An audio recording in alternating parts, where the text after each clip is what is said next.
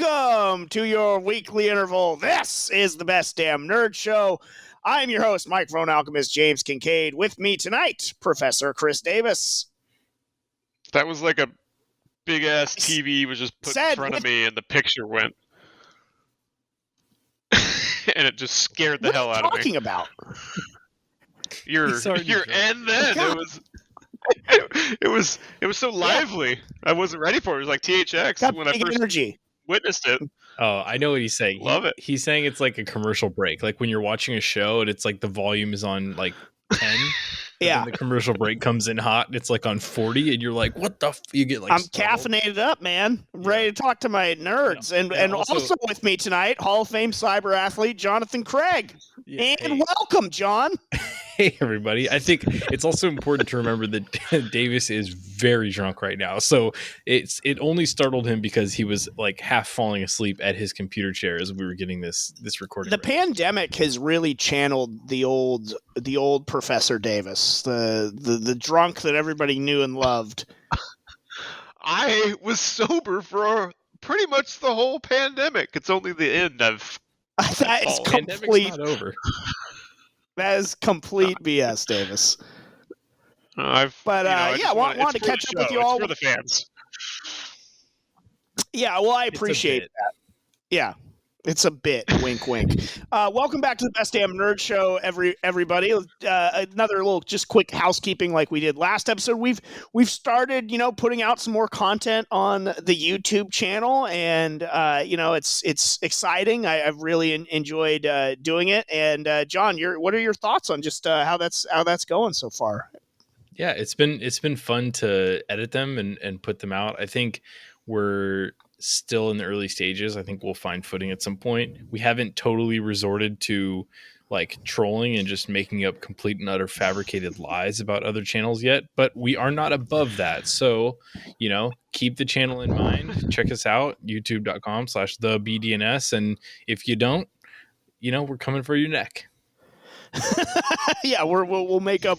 We'll get you deplatformed. I see a lot of accusations of people being deplatformed on there and stuff like that. Apparently, there's this group called like the Raylos that are these Last Jedi fans that are going around trying to deplatform people that don't like the Last Jedi. So I will say, like in our kind of like researching channels and figuring out kind of like the nerd subculture niche on YouTube, for lack of a better way of describing it, I have realized that a lot of these channels feel targeted by cancel culture and by phrases like toxic nerd culture and things like that. Like there is a culture war happening on YouTube, and nerd culture is very much a part of that culture war. I have no idea. Want it to be. I don't want it to be either. Like that's why we watch this shit, dude. That's not good for us. I'm trying to chop wood. It's not. It's not good for anybody. Isn't that why we collect these cards and buy these toys and fucking watch these movies? So we don't have to argue about this shit on Twitter and Instagram all the time and try to cancel each other. Like I feel like these channels are being roped into it partially, but also they're like leaning into it. Like to me, all this like political craziness that's happening on YouTube and Twitter and everything else, like I'm trying to get away from that by engaging in all this nerd stuff. It's escapism. It's what it's supposed to be. Yeah. I'm totally with you on that. But yeah, apparently these Raylos are just out there wreaking havoc. What does that even mean? I don't know. I think so. So here's a little inside story. The first when I first really became familiar with what a Raylo was actually very recently, and I was on a dating app. And I matched with this attractive young lady who what drew me to her prompt, and by the fact I use the term prompt, you know it's Hinge that I was on. But so it was that she has a Star Wars related podcast, and so I was like, well, don't mind if I do. Swipe right, yeah. Tell me more about this Star Wars related podcast. And she's like, well, it's kind of embarrassing. I was like, what do you mean? She's like, well, are you familiar with what a Raylo is? And I was like, no, like the little caramel chocolate candies. Like, what's what's going on? Tell me. So it's from my very rudimentary understanding, it is. Is that a Rolo joke, by the way? Yes, I think I just got that. I like Rolos. I was like trying to figure out like which chocolate candy. And he watches that from my again very sort of. There's nothing wrong with Rolos or the Twilight Zone, which, you know, is a lot of things are built off of that. But I digress. Explaining to me what a Raylo is. So from what I understand, it's people that ship Rey and Kylo Ren together. Like, that's the to put on my nerd glasses, that is the OTP, or one true pairing, that they believe in, is Kylo Ren and Rey. And I was like, okay, why is that embarrassing? She's like, well, the podcast is where we read, she's like, are you familiar with fan fiction? And I said, yes. And she's like, well, we read sort of erotic fan fiction that's Raylo oriented. And I was like, oh my. Does any fan fiction exist that is not erotic? Because I feel like that's a great question, John. I don't know the answer to that. The term fan fiction is always erotic content that people are talking about. Well, look no further than what Disney did to the Star Wars expanded universe. You know, that's all fan fiction, and most of that's not erotic. So, we'll leave it at that. But yeah, that's what I know of the Raylos. So apparently, I mean, for all I know, she could have been coming to try and cancel me. So I'm glad that didn't happen yet. Although now that our fans are going to be able to easily identify her podcast, like, that's not off the table. Actually, not true, because I looked for it. There's actually a bunch of them, and I could not find it. So I had no idea which one was hers, and it didn't go anywhere. The good news is you had plenty of content to fall asleep to each night. For whatever nighttime activity I needed, everything was provided for. We are, in the bulk of this episode, going to be talking about the Falcon and the Winter Soldier. We'll be reacting to the first 2 episodes of the Disney Plus show. I know I talked about it, the first episode, already on YouTube, but we're going to bring in the rest of the crew here tonight to talk about the first 2 episodes, what we have thought about it so far, how it stacks up to other MCU properties and everything like that. And we're going to play a little Nerdgasm or No-gasm on the other side in the Best Damn Nerd Show. Welcome back to the Best Damn Nerd Show. James Kincaid alongside Professor Davis and Jonathan Craig. And we are going to be getting back into the DCEU. Warner Brothers making tons of news, some of it good, some of it bad, and we're going to be playing a little Nerdgasm or No-gasm, or Nerd or Nah, as we've been playfully referring to it off the air here at the Best Damn Nerd Show. And I want to start out with the Restore the SnyderVerse movement that is coming in the wake of the just overwhelming sort of positive reaction to, Zack Snyder's Justice League, the Snyder Cut, and all that good stuff. We talked about it at length, what we thought about it. John, it even made John want to watch it, how well Davis and I thought about it. And I think the reaction has been very positive across the board. So, I talked about it on YouTube already that Ann Sarnoff did this Variety interview piece that was sort of to prop up what WB is going to be doing in the DCEU, while slamming the door in Zack Snyder's face with his universe, and acting like that, they did him this gigantic favor, and whatever. They're under no obligation to continue on with Zack Snyder's universe and everything like that. But I want to circle back to the timing of this interview in Variety is highly suspect. It's not even highly suspect. It's incredibly stupid of them to do this interview in that way, because the buzz, the hype around this is just getting started. And it's like everybody's feeling really good about themselves. Like, oh, Justice League's cool. DC's cool. All of this great stuff. Mark is streaking throughout the neighborhoods in Southern California with how much people are loving Justice League and all these DC characters. And then and Sarnoff goes to Variety and says, yeah, but fuck all that, we're not going to do anything with it. And even if they had no plans to do it, why do it so soon after? Well, everybody's loving you. People are loving HBO Max. It was a good time, and they ruined the good time. I just wanted to get Davis and John, your sort of thoughts on how that all went down first before we get into the nerdgasm or no-gasm. John, we'll start with you.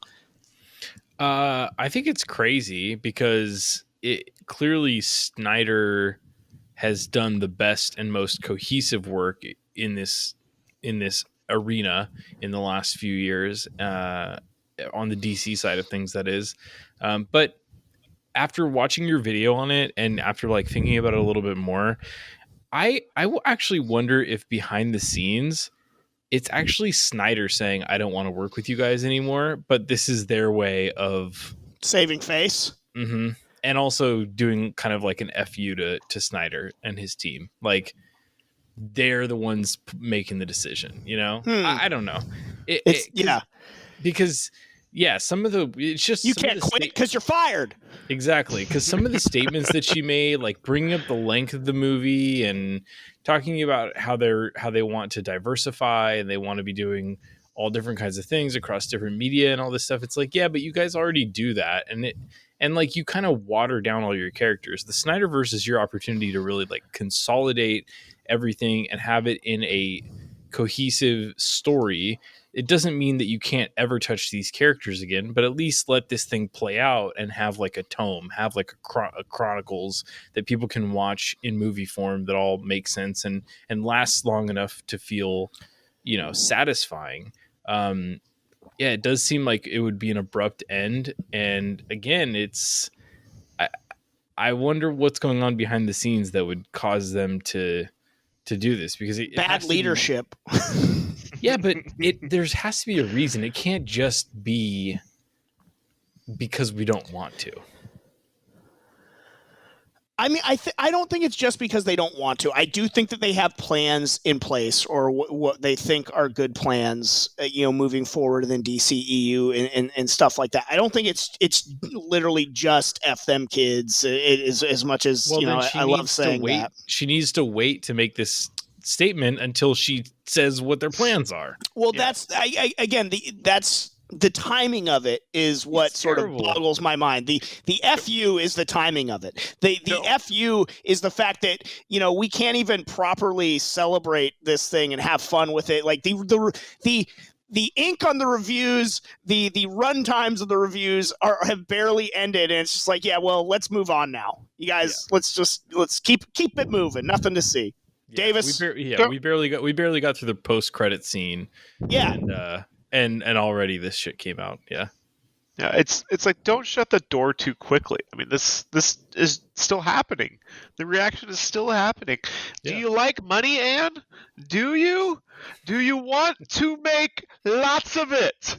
Yeah. Because this is how you do it. You add this into whatever your current plans are. That you can keep your current plans, and you can do this. You are in a comic book universe. You have all the stories, all the outlets to do different universes. You have Flashpoint. You're going to do it. So guess what? You have an outlet already. Just do it. Allow it. Yeah, DC really well known for their Elseworlds projects in general, and comic book form and everything like that. And also, she was under no obligation to give such a definitive no. There's it's really just not a smart strategy in general. She could have even said there's no plans for it right now, but looking at this response, who knows? Never say never in this business. She wouldn't even do that. And why is she giving that scoop to Variety? What a weird platform to even have this conversation on. So cool, DC. And honestly, that's something that I've noticed a lot from Warner Brothers, having spent some time working for a subsidiary of theirs. They are so focused on the trades. We would have consumer brands that we would promote in the trades, which is insane because it's dude, no one that's reading Variety cares about what we're doing and vice versa. If you want a message to hit home with DC fans, then you need to be in front of DC fans, not this weird like industry magazine. I don't know. Yeah, it's just strange. It continues to be strange, and oh great, so we're not getting more of this this dark side first time ever in live action that we've seen, but hey, you guys can have Zatanna. Great. Yeah. No besmirchment her, she's a fine character, but the idea that we would be more excited about getting that than a continuation of the Snyderverse is laughable. It's just ridiculous, and the idea that like developing a non-Clark Kent Superman, nobody wants that, and nobody. I think honestly, part of this is when you have an organization that large and that structural, like they've been around for so long, you have like regimes of people that run the company for a period of time, and like when a new regime starts to take over, they over time try to divorce themselves from the projects that past regimes were working on, and they try to leave their own stamp and their own fingerprint on stuff, and that's what this reeks of. Like I don't know how much carryover she had from previous people that were in positions to make decisions like that, or maybe these decisions are being made under her even, but ultimately moving away from Snyderverse when it's like the best thing you guys got going right now seems like a huge mistake, and maybe just give it a chance, like just give it a couple more at bats before you just move away from it completely. Don't even and start casting more Twilight characters as your superheroes. You know what I mean? No disrespect to our get some more retweets and hashtags going before you even say it. Again, even if that's your plan, just wait a little bit. Ride this wave. I'm with Have Davis. some fun with this. How do you feel be about a hero. Money, do you like money? Be a hero. Glad hand a little bit more. Be like, yeah, this is you like that Snyder cut? That was my idea. I did that. That's what she should have done. Yeah. It's like she couldn't even take a victory lap. She immediately was like, yeah, no, we get that people like that. But that's the thing. She might not get that people like it. That's the crazy part about this. They might be so removed from their consumer that like she doesn't even realize how happy this made people, like how good it is for not even the Disney bots to downvote and give bad reviews about this movie could nothing could spoil this mood. Can you hear me smiling? Have these movies be the streaming movies. Like we're in this era right now where theaters might be coming back, they might not. So Well, Davis, I know you did your part going to see theaters were back for you in May of last year. They never left. The literal height of the pandemic, and Davis is like, yeah, seems like a good idea to go back to the movie theater. It was a Demon Bear New Mutants movie. I didn't have a choice. It had to happen. So have this be the streaming movies. And do this on the side. Have your theatrical releases, and have these different projects go out. I think they're too expensive to just be streaming movies, though. I mean, yeah, I am very, very curious to see how they're going to, kind of put this into monetization for the media to actually like take in and how much is actually brought in to WB. I don't know how you do it. I know very little. So I think it's safe to say that we're no-gasm on Ann Sarnoff's interview with Variety. I think just Ann's in general. I didn't call the question. So do you have a story about the HBO subscriber numbers? Because I have a story about Restore the Snyderverse, and that's where I want to go with this. And I'll so Tyrone Magnus on YouTube brought this to my attention, and he showed this tweet that hashtag Restore the Snyderverse with 1.4 million tweets in less than 24 hours marks the biggest trending count of all time in Hollywood history, beating of the Avengers Endgame record. So this going back to the idea of Ann Sarnoff and Warner Brothers ending the party at 11 in history. The complex that they have with wanting to compete with the MCU, you just beat the MCU with this Restore the Snyderverse movement. I threw a New Year's party so good one year that we had to call the cops on ourselves. That's what Ann did. Yes, I needed to end things immediately because they were getting out of control. There was fights. There was a riot in the street. I had to call the cops on myself. That's what Ann just did. She just called the cops on. Davis, I can't take you seriously because you're holding a candy that looks like a baby bottle right now. It is. It's a baby bottle. It's a bottle pop.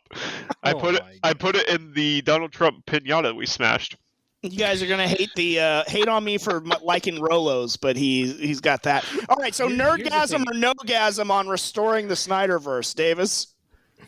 It's a nerdgasm, boys. It's a nerdgasm. I love the Snyderverse. Let's get it going. Make that money, Ann. Come on, make it. What are you doing? Just get it going. We want to see Darkseid, and keep these movies at 4 or 5 hour runtimes. I don't care. Keep them going. Go 10 hours on the next one. Yeah, I mean they're just like TV series really now. You know, you're just gonna binge it anyways, so just make them long. Let him do what he wants. I mean, I did see something about the Snyder Cut being like 10% in slow-mo. I think we could maybe trim that number down a little bit. We were wondering what the actual number was. 10%. That's a lot. Yeah. That is a lot of slow-mo. John, nerdgasm or no-gasm? Hashtag restore the Snyderverse. I'm going nerdgasm on it. I don't know that it is going to happen, and honestly, part of this is like I don't know if you guys have been following like the subscriber numbers that HBO is claiming, but I think that they said they have something like 50. I'm gonna get the numbers wrong, but I know it's in the ballpark of like 50 or 60 million total subscribers for HBO, but HBO Max, but they're including people who get it in their TV bundles. In terms of direct subscriptions to HBO Max, it's closer to like 4 or 5 million, which is horrendous compared to Netflix and Disney. So part of why this might be happening, honestly, might be because they're just like, yeah, the economics aren't there. We can't afford to continue making these movies.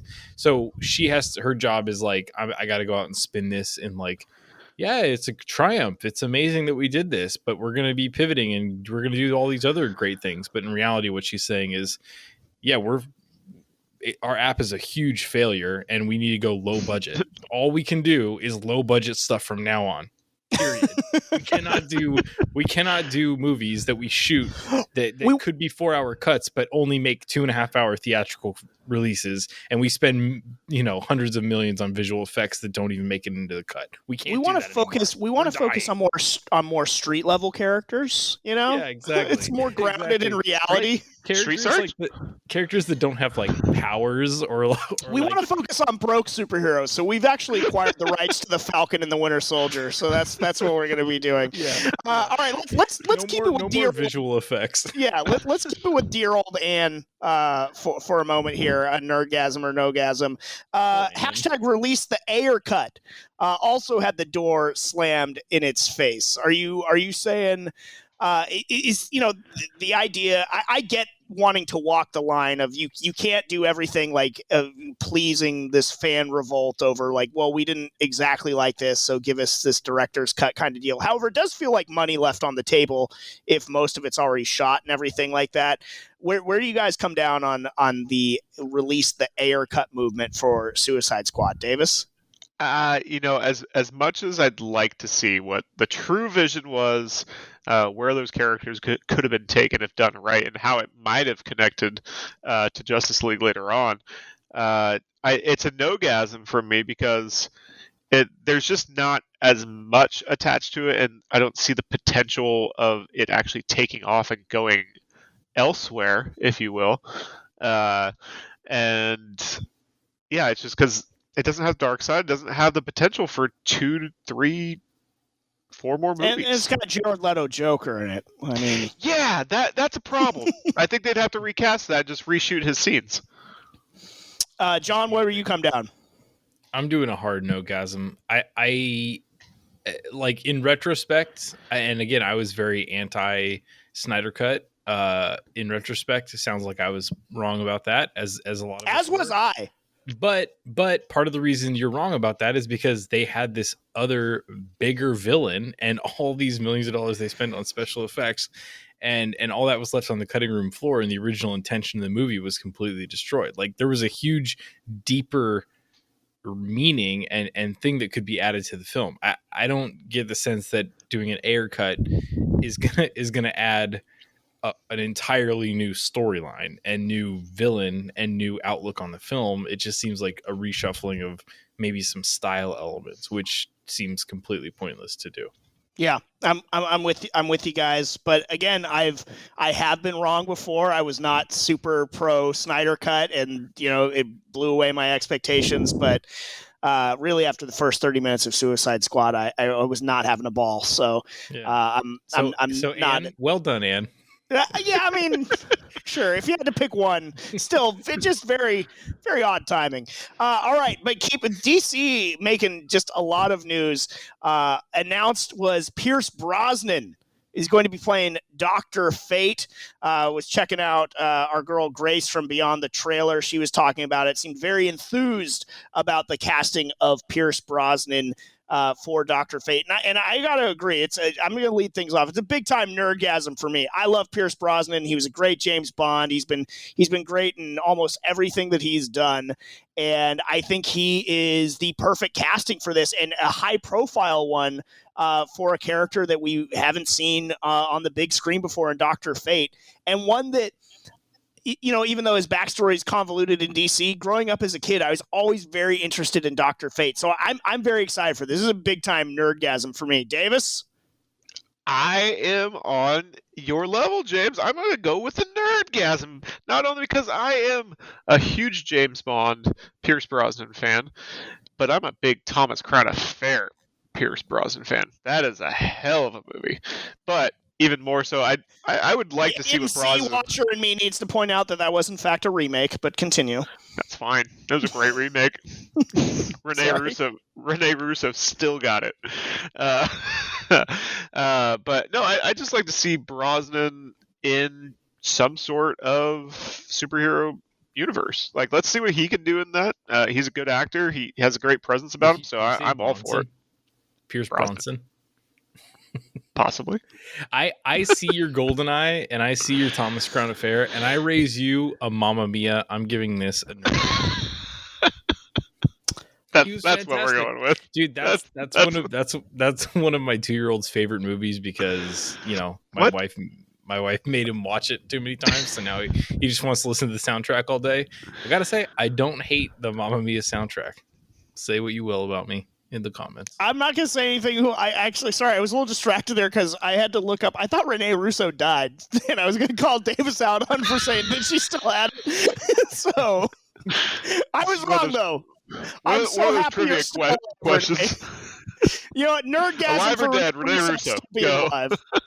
Nerdgasm for Rene Russo still being alive. Good deal. I think it's a great get by DC to get Pierce Brosnan into this. I want more of him being involved. Like, at this point, it's almost nostalgic seeing him being involved in this project. Going back to the James Bond or the Thomas Crown days, or even the Mamma Mia days for John. Mm-hmm. I gotta say, he's still living those Mamma Mia days. Yeah, I don't know that much about Dr. Fate aside from like loving playing as him in Injustice 2, but he seems like a cool character. I'm definitely open to it, interested in it. All right, let's switch gears to the MCU side of things. Marvel once again delaying Black Widow's release, also delaying Shang-Chi's release, but Marvel dropping that it's going to be $30 on your Disney, in addition to your Disney Plus subscription, or you can go see it with Davis in a pandemic-ridden theater rather. Are we nerdgasming or no-gasming on the Black Widow Disney Plus release? Nerdrotic says that this is the MCU in sort of a state of panic with these delays. I don't know if I'm willing to go that far, but $30 to watch Black Widow. John? I mean, who gives a shit about Black Widow? Wow. $30? Are you out of your mind for Black Widow? Does she shoot webs out of her wrists? No. No, Does but she she's shoot got like lasers? the cool Does sort she of shoot lasers electricity out of her eyeballs? No. Does she drink purple drink and get magical powers like Black Panther? No, she doesn't. Therefore, I'm not paying $30.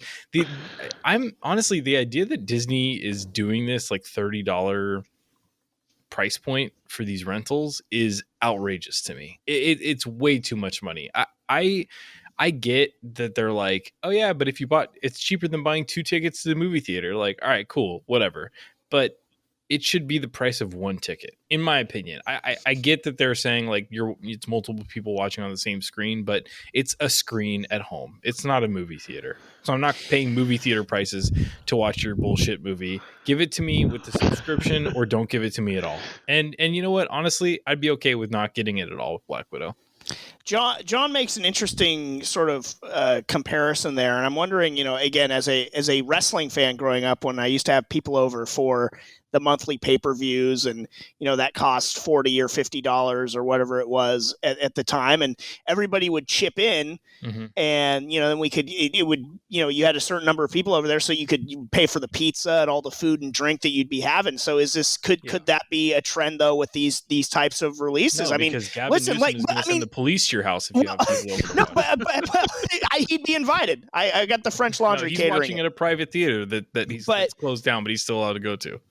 Like, I mean, we went and did the whole Avengers movie marathon. I granted that was at a theater, but it's not unheard of for nerds to want to gather and do things like this. I know it's a pandemic, but that hasn't stopped Davis from getting COVID twice. But that's the problem, though. Like, this is only happening because it's a pandemic. Otherwise, they would just say, go to the theater if you want to watch it. Yeah. But you can't go to the theater and you can't get together.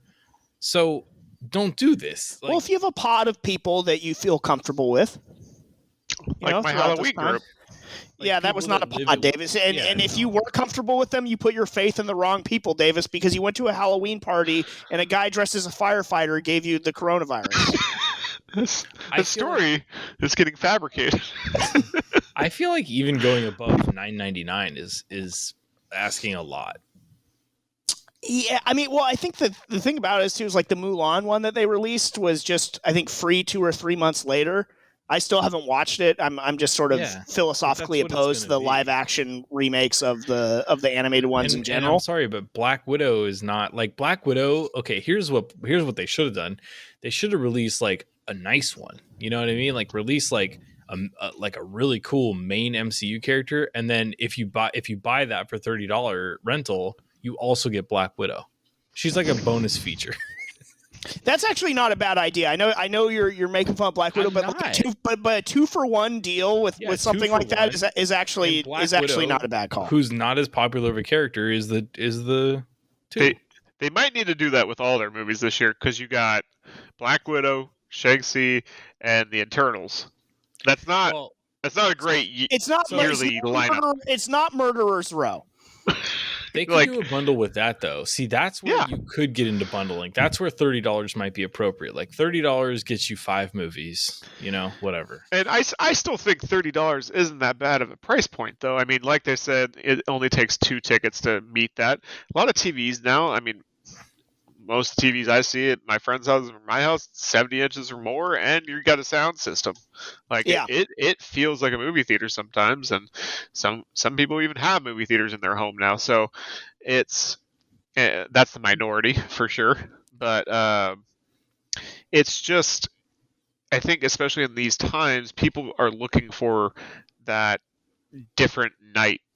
In the pandemic of like when they have to stay home, they need something to mix it up, and having these releases is worth it to them because it's something new. They want some of that. They want some of that $1,400 that we're getting. Well, honestly, the way that they should do it is they should do it like a pay-per-view, and maybe even have like a Twitch chat or something that accompanies it, so it feels like a live like event. That's like a one-night thing. I think that's so that idea. It feels more eventish, because the way they're doing it right now doesn't feel like an event. It just feels like a cash out opportunity for them. And as consumers, like I don't think any of us are really feel interested in that. I think Taskmaster looks really cool in the trailer, but I don't want to pay $30 for that right now. I will wait and I will watch it when it's free on Disney Plus. For a dead character, you're going to pay $30 for somebody that's already dead in the universe that the story does not that's matter. Another thing too. I mean, I'm also, Scarlett Johansson I don't think is the star that she was when she first got attached to the MCU. And I also don't think that her portrayal of Black Widow is particularly good, and I like the Black Widow character. I don't think, I don't hate her or anything, or her portrayal just isn't particularly compelling in terms of a standalone movie thus far. I am interested to watch it. I'm not interested to pay $30 to watch it, though. Just bottom line, I'm not. If we go to the theater, anybody that comes with me, don't worry. I'm going to save you a little bit more money, too, because what I do is I get the big plastic bag, I make some popcorn, throw it in. We go to the candy, we go to like CVS and get Walgreens, like the 10, the Walgreens, and get like the movie boxes, the candy boxes. It's like 10 for 10. We'll load up. You don't worry about the concession prices, everyone. Come with me. Papa will take care of you. Yeah. All right. Well, let's let's do something completely different. And not to besmirch, any of you guys, but I do wish Mark Truex was here for this one, because this is something that is near and dear to Mark's heart. And we're going to the National Museum of Play because the 2021 World Video Game Hall of Fame finalists have been revealed. So let's go ahead and go to the finalists here. Animal Crossing. Nintendo's Animal Crossing debuted in 2001. I'm not going to read that whole thing. Call of Duty. Farmville. FIFA. International Soccer. Doesn't specify a year because it's the same fucking game every year. Guitar Hero. Oh, okay. Looking at you, Davis. Mattel Football. Microsoft Flight Simulator. Pole Position. No, not the strip club in GTA Vice City. It's an arcade game. Portal. StarCraft. Tron. Any of you ever see the movie Tron? Where in the world is Carmen Sandiego? Those are your finalists for the 2021 Video Game Hall of Fame. The finalists as a whole, nerdgasm or nogasm, and then you can break down sort of your individual ones that maybe you do like. But on the whole, Davis, nerdgasm or nogasm? On the whole, I love the idea of them doing this. So, nerdgasm. There you go. They've been doing it. Yeah, but keep it going. I mean, granted, it was news to me when Mark brought it up to me about a month ago. But and there's some worthy ones in there. I'll give them that. But there's some very questionable ones too. Especially the last one. Are they saying the video game of Carmen Sandiego? Yes, dude. Yeah, it's like a computer game, right? Absolutely not. Oh my god! Are you kidding me? Are you one kidding of the best-selling edutainment franchises combining education and entertainment. Game. You didn't play that game? I played it. I don't think it belongs on this list. I'm saying nogasm to Davis. Like, where in the world is Carmen Sandiego is definitely one that should be on the show. Sure, absolutely. No, show belongs on like TV Hall of Fame. Sure. Honestly, I'm insulted that you say this. I have a question though. When this says finalists and then it says inductees will be announced later on, so not all of these. Not all of these are making it. In that instance, then in that case, I'm going nogasm only because I feel like this whole Hall of Fame thing is so young and so like immature in its infancy that it hasn't inducted the classics yet. Like the fact that StarCraft is still on this list and Microsoft Flight Simulator, like that those haven't already been inducted, it means that this entire organization is like, I think honestly, where in the world is Carmen Sandiego is a great pull. Like that's a great pull. If this organization was already at a stage where like the whole list of finalists was pulls like that, where like it was interesting conversation about them, then I would say nerdgasm. But the fact that we're talking about StarCraft and Flight Simulator and Guitar Hero and Call of Duty, for God's sake. Like, of course those are Hall of Fame games. Like, there's no debate on those. Yeah, but I mean, they sort of limit how many get in. If you go back and look at the classes, I think I get that. How many? Like, start your organization with like a lot already in the Hall of Fame. You know what I mean? Like, don't. You can't really do that. It's kind of like cheating. How is that cheating, dude? I mean, it's just because then millions of games. You're just gonna have like a first class of 100 games. Yes, and then every year after that, you do fewer inductees because you need a baseline. You need like a fundamental, like Call of Duty and StarCraft. Those are games that just belong in the Hall of Fame. It's no question. You don't even need a ceremony. Like, they're just in. We all accept that those are Hall of Fame games. Animal Crossing, that's a great one that's up for debate. I do think that it belongs in there, but again, that's one of those that's a conversation piece. That's I mean, it was a huge deal during the pandemic. Obviously, I think that's why it's here. I mean, I mean, it's people played that game, the 2001 version, forever. I think that what jumps off to me to this list in terms of the finalists, Call of Duty, Guitar Hero, Davis. I mean, immediately thought of you, and that's definitely revolutionary. That's a stitch in time for sure. Guitar Hero. That's another no-brainer. StarCraft is the other one. Yeah. That I think should definitely be going in. And I'm a Carmen Sandiego guy. So no, me too. When you think learning game as a kid, Oregon Trail, baby. Yes. Oregon Trail, maybe Carmen Sandiego. Math Blasters, but Carmen Sandiego was the next evolution of that. So I'm very pro Carmen Sandiego. Carmen Sandiego and the Ghostbusters game back then. That was a great game as well. It's a good combo. Look, I would give this Nerdgasm if they already paid some respect to the classics, dude. The fact that this is already a few years in and Call of Duty is only now a finalist, like, that's irritating me. So is there a year limit on it? Like, are these games from 2001? Is this like the 20-year mark or no? Like Carmen Sandiego came out in 95. No, I know, or earlier. So it's 2005. Does it have to? What's the newest game on there? Portal in 2007. Oh, okay. I don't think there's any sort of year limit. I mean, that's kind of the whole deal, but. Like, all right, let me play. It's kind of just all over the place. Farmville is another one that was a big deal for its moment in time. I was never into it, but God, a lot of people were. Let's blow this segment out for a second though, because I just want. Now I'm looking at their inductees and I'm getting a little pissed. Okay, dude, do you not listen to the show? Mark and I did a whole segment about all this. I do, but I just want to say some highlight. This is why I'm saying they should have opened up their entire organization with a bunch of games already in here, because now they have others that have already been inducted, and then we're making an argument about Call of Duty and StarCraft. Like, are you out of your mind, dude? Freaking World of Warcraft is already in. Yes. Yeah. Okay. Yeah, no, I mean, belongs in there. In there, but that was in year 1. World of Warcraft. Yeah, I don't. We're in year 6. We're in year 6, and we're talking about whether or not Call of Duty belongs in this. I know I was in the minority, and I think Call of Duty. I think Call of Duty just shouldn't show up for the ceremony the way Terrell Owens did. You know what I mean? Just don't even accept your jacket, dude. Yeah, I get it. We don't need the Hall of Fame. I get it. I mean, I'm in the minority on this, but I don't see GoldenEye on this list of finalists. So, and I don't see Metal Gear Solid on here, and that's upsetting. And yet, you know what got inducted in 2019? Colossal Cave Adventure. Okay, classic. Yeah, it was like a really old game, right?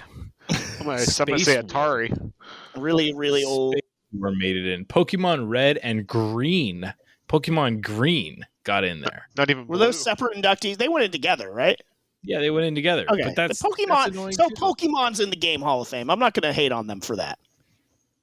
All right, I'll give you that. I'm not going to rip. I mean, on honestly, now if they inducted them all separately, that'd be different. 2016 was a banger, though. That was a good year for the Hall of Fame. GTA 3, Sonic the Hedgehog, Space Invaders, Legend of Zelda, Oregon Trail, and The Sims. That's a banger year. Yeah, that's a great class. I would have attended that ceremony with great pleasure. Yeah, but I think Call of Duty should boycott. It's an insult that it's not first ballot, dude. Watch it not even get in. I know. Oh my Why god. not? They got first person shooters or whatever in there already. Yeah. So yeah. All right, we're gonna take a break. We're gonna leave Nerdgasm or Nogasm right there. On the other side, we'll finally get into the Falcon and the Winter Soldier, the first 2 episodes on the Best Damn Nerd Show. Welcome back to the Best Damn Nerd Show. James Kincaid alongside Professor Davis and John Craig, and we are going to get into the first 2 episodes of the Falcon and the Winter Soldier, out now on Disney Plus. Following up in the production order, sort of because of the uncertain times that we're in, WandaVision. I've talked about it a little bit already on YouTube and what I thought of the first episode overall and things like that. But now as it's sort of starting to develop into episode 2, I want to get your guys' thoughts as well on the Falcon and the Winter Soldier. John, as we'll start with you as somebody that doesn't, isn't sort of an MCU sort of consumer like to the same level that the rest of us are. What have you thought so far? It's aight. Nailed it. It's aight. Nailed it. I mean, I watched both episodes. I've seen almost all of the solo movies in MCU. After the first Avengers movie, I was like, all right, I don't like these movies where they're all grouped up, so I'm not going to watch anymore. I know I missed a lot with the snapping or the fappening or whatever that event was called, and that both were exciting. Yeah, I know I missed a lot Big in the last Avengers movie, and eventually I'll get there. I didn't like the first Avengers movie, so it was hard for me to continue on. I know. Man, hey, that's like a whole... You didn't like the first Avengers movie. That is a whole... I don't remember knowing that. And to invoke Dale from Walking Dead, I can't believe what I'm hearing. You didn't like Are you sure you didn't like the second one? Or...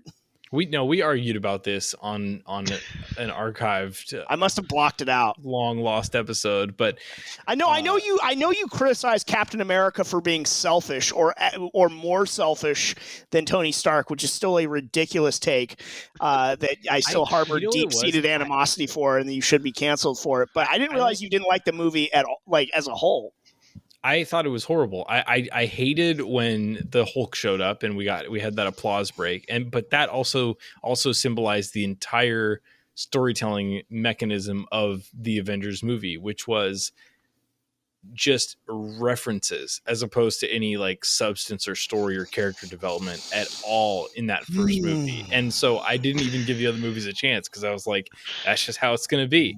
The solo movies are just going to be better. I understand. I would like to pause you right there. And everybody that comes at me and says that I don't like stuff and all that, please direct your hatred and your vitriol now, henceforth, towards Jonathan Craig. No, because they'll understand what I'm saying. I like to get into the depth of the character. I like the story. I like this and that, whatever. But getting back to Falcon and Winter Soldier, I don't have the same. I don't come at this with the same context that like everyone who watched the fappening comes to the table.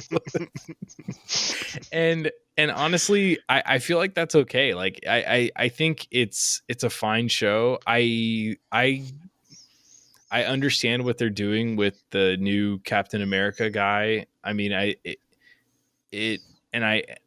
spacing it out the way that they did so that people had like their reaction to the reveal, and then now like you kind of reluctantly have to like deal with the fact that he's a part of this group that he doesn't really belong, like these two guys that he really does not belong to, share the air with. But I don't know, it's a fine show. Having watched your YouTube video on it, I don't have the same issues you do, James, but we can get into that after you make your points. I mean, my issues. I mean, I had like one issue with the first episode. I don't have that same issue. Okay, Davis, continue. What did you think?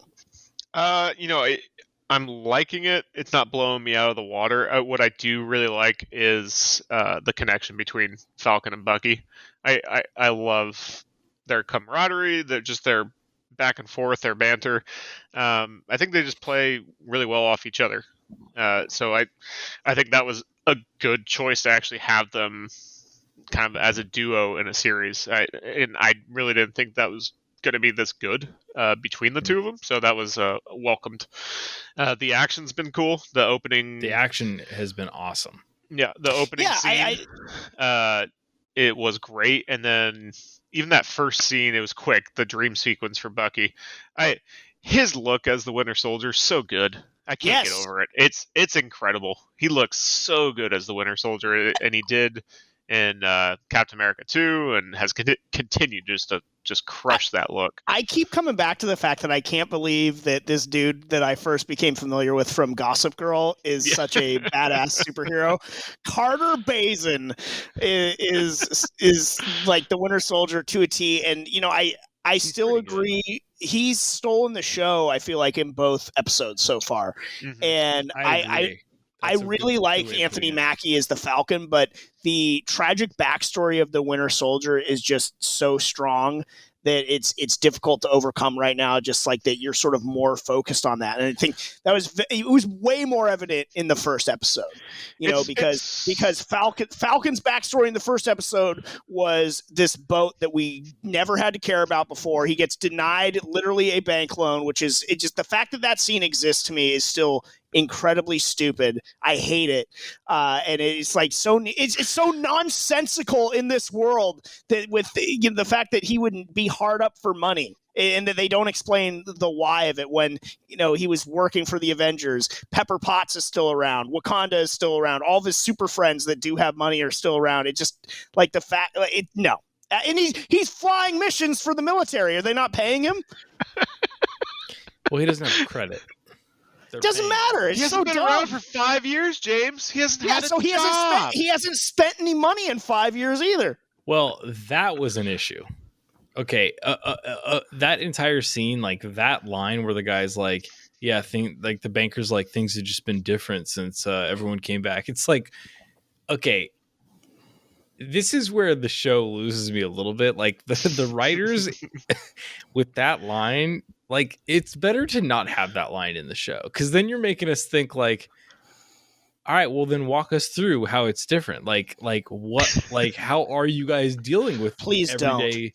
Well, that's the thing, right? Like you either tell us how it's different and walk us through how life is different, or you don't.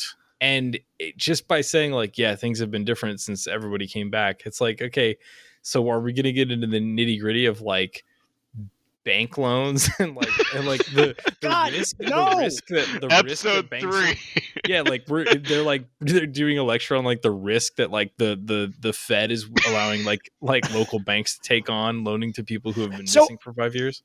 We are going to get more backstory on sort of how things were, during the blip and afterwards. Yeah. I mean, that's what the Flag Smashers are all about. Yeah. And they took sort of a step back for me in the second episode with everything that was going on. I'm very excited for the fact that we have Flag Smasher in the MCU or some form of that, but it feels like they're sort of going down the Civil War bad Baron Zemo route, which is, not doing a good adaptation of Baron Zemo, which hopefully this show will be righting in that respect, righting that wrong. So it does. I'm afraid that there's not much to what's been going on though, because they could have gotten into it a little bit when Bucky was on that date when his date was like, it's really hard to like there's no term for people who like lose their children, and he's like, shit, I gotta go. Like he doesn't want to. He's like, I don't want. Well, they cut out the scene where she told him that she actually does a Raylo erotic fan fiction podcast, and he didn't even know what the fuck to make of that. She just started to open up about like the most horrible thing that could ever happen to an adult human, and he's like, I gotta go. Yeah, well, because he did it to Yori. Yeah, he did it to that poor guy. I mean, that to me was like such a heartbreaking moment, and again, just the show stealing sort of backstory of Winter Soldier right now. The action has been great, and I feel like it has been. And usually I'm not a super mark for action, but that in the first episode in particular. Look, we get Batroc back, which is awesome, and he's still alive, which is also great. But showcasing the Falcon in a way that we hadn't seen before, I thought was really good. But this is it's coming off of WandaVision, which was not your typical MCU fare. Do you think that that's kind of hurting the sort of your perception of it, or maybe the grander perception, Davis? No, I think it's a nice change, like going back and forth between, I think the next one is Doctor Strange, and that one's going to be odd. It's going to be very weird. It's just nice to have some differences where so many of these films were seemingly very similar when you go and watch them, and you just need to cleanse the palate sometimes, and WandaVision did that. And now going back to Winter Soldier and Falcon, where it's kind of like the action and a little bit of the humor and the style, I'm not as turned off as where maybe without WandaVision I would be. Yeah, I think the one challenge that this show is going to have is, so far there's been some issues with writing, like lazy writing, uncreative writing. I think introing Bucky and then having like his therapist, like this therapy concept, be like a consistent thing in these episodes is, I think it's stupid. Why? I don't think, I mean, like, it's such an obvious way for him to like express himself. Like, they couldn't think of any other way to like get some emotion out of this guy and like share his story. It like therapy. That's all you could come up with. And likewise with them trying to humanize the Falcon with the bank loan thing. Like, I don't have an issue with the bank loan itself. I guess what I have an issue with is just the approach to trying to humanize him. Just the general approach to trying to humanize him. Like, it just feels hollow, Yeah, I didn't feel that way. Certainly in the first episode, I didn't feel that way about the therapy session. Maybe a little bit. I do think that there was more of an issue with the writing in the second episode. When she's like the conduit for those two guys to communicate with each having other. Impromptu group therapy. And that's where, and when you said that Bucky steals the show, it's like, yeah, because the actress playing the therapist is terrible and he's really good. So having them in a scene together is horrendous. Yeah, I mean, she didn't bother me. She's not like that mechanic on Tatooine in The Mandalorian. But she didn't bother me. What did bother me was some of the interplay between Bucky and Sam when they're trying to hide from the Flag Smashers and they're just being kind of goofy. And Winter Soldier is one of the deadliest assassins of all time. And he's going to like knock over a piece of piping or whatever and sort of like blow their. I don't know. Just all that stuff wasn't really going for me. In this episode, I do think there was some sort of MCU silliness that sunk into episode 2. We haven't really talked that much about John Walker, who will become the U.S. agent, who is currently Captain America right now, played by Wyatt Russell. And I'm a huge Kurt Russell fan, so I wish nothing but the best for all of the Russells. I thought he came off very likable in this episode. Yeah. I thought Falcon and Winter Soldier were kind of dicks, to be honest. They especially, I mean, and more understandably for Winter Soldier because of his whole backstory and history, and he was being a dick to Falcon about giving up the shield. Although I did like that interplay. I liked that Winter Soldier was so gung ho about Steve wanted you to have the shield for a reason, and sort of being very protective and. Sort of, protective of Sam, honestly, and the fact that like Steve chose you for a reason. I really liked that aspect of the storytelling. But I really thought that Wyatt Russell as U.S. agent came off very, very likable, and they were just being kind of jerks to him the whole time. What'd you think, Davis? I thought they were going to kill him off already in this episode when they're on top of the trucks, and like I thought they were going to kill a sidekick. They made it very apparent that. These are super soldiers, and I thought they were just going to make it a point right then and there, like, this guy doesn't belong, and he was just going to get wrecked, which I thought would have been hilarious. No, but see, U.S. Agent does belong. Like, U.S. Agent is a player, though. Like, he's steeped in lore and all that stuff, so I didn't expect that to happen. But I did think Battlestar might have... been Galactica, not actual and dead, but he would have been out the airlock.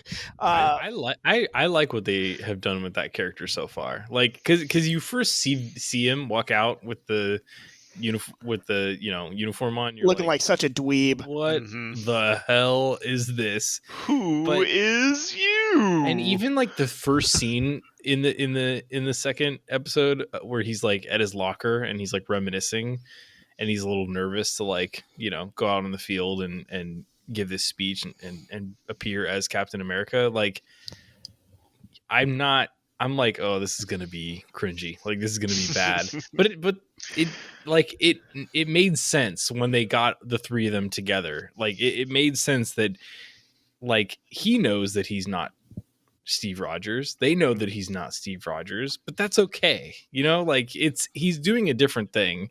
And I don't know. It's kind of interesting. You know what I love, and I know Davis will appreciate this too, is the title of the second episode and the music choice of the second episode, Star Spangled Man, of course, playing off of the hit USO song from Captain America, the First Avenger, Star Spangled Man with a Plan.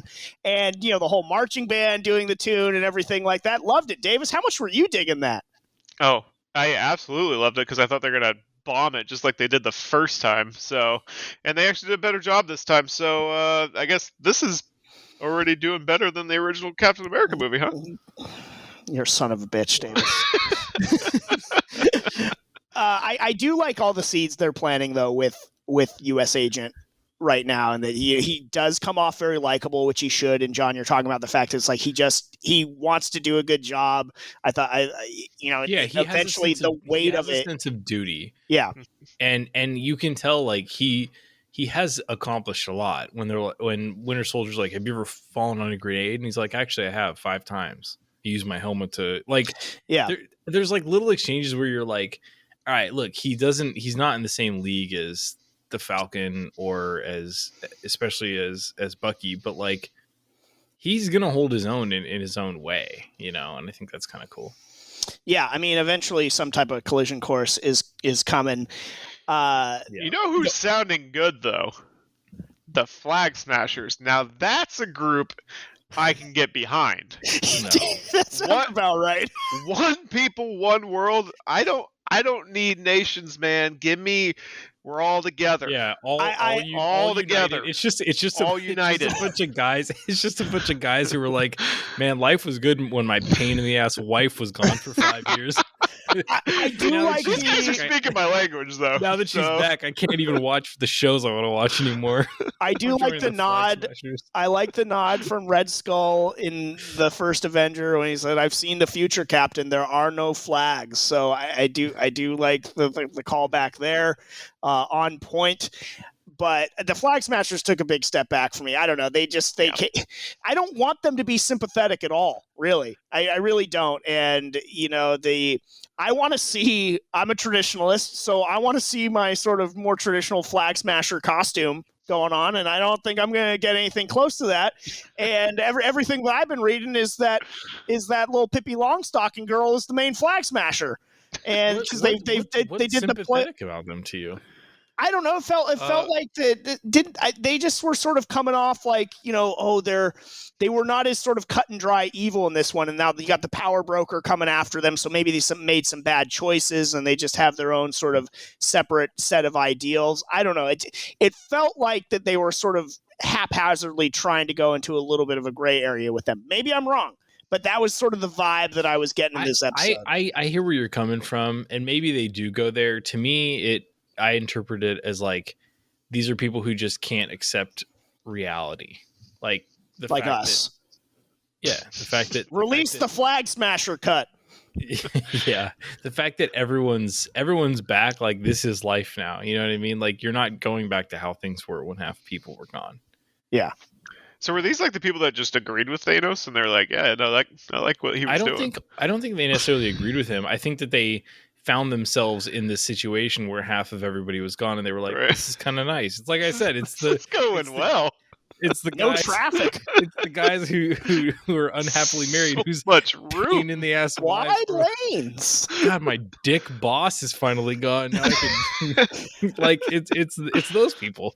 I do wonder if they super soldiers. If the MCU saw sort of the Thanos was right movement online and sort of the fun that MCU fans were having with the snap and everything like that. Yeah. I wonder if they if they had this planned already, or if they saw that, or like, oh, that's kind of a fun idea to explore, that people that actually would, like Cylon sympathizers actually would be on the side of Thanos and what he was. We are overpopulated, so he wasn't entirely wrong. That's how these people came off to me. Granted, they are powerful, but I think they kind of come off as idiots a little bit. Well, so that's where the other sort of thing, talking about the fact that they're using this super soldier serum, and there's a lot more story elements to drop with that. We got to see Isaiah Bradley, who is sort of colloquially known as like the Black Captain America. His character debuted in the early 2000s, and sort of playing off of, what would have actually happened, going back to like the Tuskegee experiments and stuff like that. And, I thought his introduction to the series in this episode, I liked when he was actually interacting with Winter Soldier. That was a good scene. I liked that, and I'm interested to get more of the backstory. I think Thunderbolt Ross is going to be involved. My interest is piqued with that. What about you, Davis? Yeah, his storyline and just how he's been treated since then, that was deep. Oh, and that seemed to hit Falcon pretty hard, and I don't know, it just had a different element to this story that I wasn't expecting. Especially seeing that character, I wasn't expecting him to be in it. So that was really cool to see, and just nice addition to the lore that they're building between these characters, and I hope we get even more of that. Yeah. I agree. I do like that the trend is going back the other way, that we have to wait week to week now. This is not a binge show. I mean, honestly, I love like the way that they ended on showing you this this is imposter Captain America before like having you see how that plays out a little bit. Like that made sense that it's released weekly, because you have to sit with that, and people are going to be pissed, and people were, and there were like memes about it, and people were sharing screenshots of him, and it is a meme now of like low rent Captain America. But then I think Captain America from Wish. Yeah, but then exactly. But then I think after watching episode 2, you're like, oh, this is actually kind of interesting how this is going. So I don't know. It's cool. He's cool. He's cool so far. I knew what he was doing with the shield pretty good, and I liked how this episode ended too, because we're going to get Baron Zemo, and hopefully Zemo done right finally in the MCU. I was not a big fan of how the characterization of Zemo was in Civil War. No issue with Daniel Bruhl, who plays him, but just what they did with him. But from the trailers and the posters and all the promotional materials, we do know that we get a more traditional looking Baron Zemo in this show. I am very excited for that. So we'll see what happens as the series progresses. And thankfully, we didn't get any of the bank loan stuff, in this episode. So like I said, we don't have that kind of time. I'm sad about that. I wish that there was at least a scene where we could get like an update on their credit score. You know what I mean? Yeah. That's just in the corner. Storyline. Use Experian, Sam. He just looks at even if it was just a glance at his phone and there's like credit karma, what I mean? Like let us Bucky, I just checked my credit score and it went down. Like, God. Don't need any of that. Well, we're out of time for this week here on the Best Damn Nerd Show. We'll pick up with Falcon and Winter Soldier, I'm sure, again in the near future. But have a great week, everyone. And remember, if you're a nerd, always say it loud and say it proud. Hey, thanks for watching this far, Nerdosphere. Really appreciate it. Be sure to like and subscribe. Let us know what you think in the comments. And once again, join us on Discord, bestdamnnerdshow.com/Discord. Or if you're feeling generous and you want to help me get that SBA loan, go ahead and go to bestdamnnerdshow.com/Patreon.